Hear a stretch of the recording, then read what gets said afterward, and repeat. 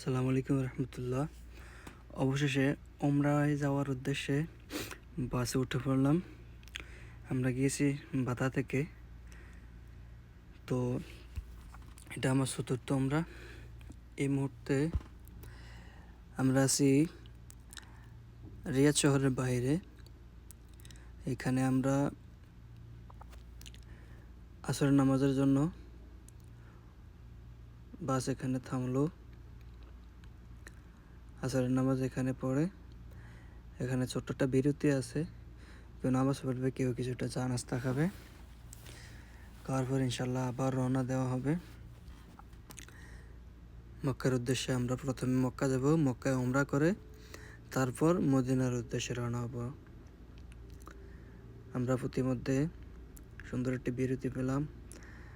আকাশে তখন সূর্য প্রায় অস্ত যায়। খুব সুন্দর একটা বিকাল। আকাশের মুহূর্তটাও দেখতে অনেক সুন্দর। আলহামদুলিল্লাহ। তো চতুর্থবারের মতো আমরা যাচ্ছি। সকলের কাছে অবশ্যই দোয়া চাই। এই মুহূর্তে আমাদের বিরতি প্রায় শেষ পর্যায়ে।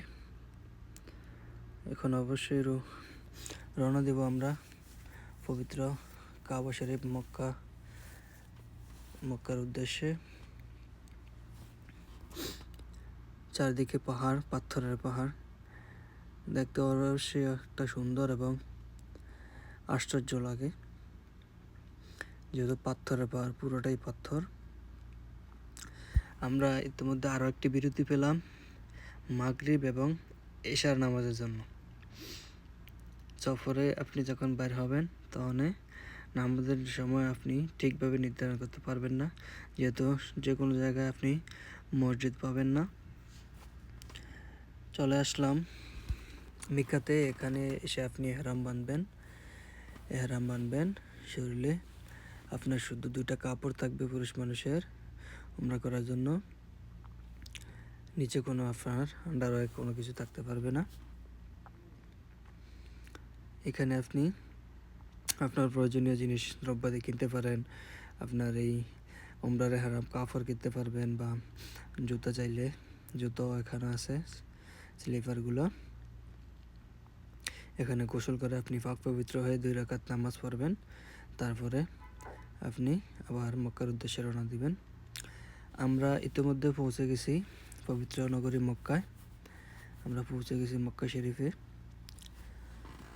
তো এই যে এই ছোট ছোট কুটিরগুলো দেখতে পাচ্ছেন, এগুলোই মূলত বড় হজের সময় মানুষ এখানে এসে হাজিরা বিশ্রাম নেয়, যেহেতু হোটেলগুলো পর্যাপ্ত পরিমাণে হয় না, রুম পাওয়া যায় না।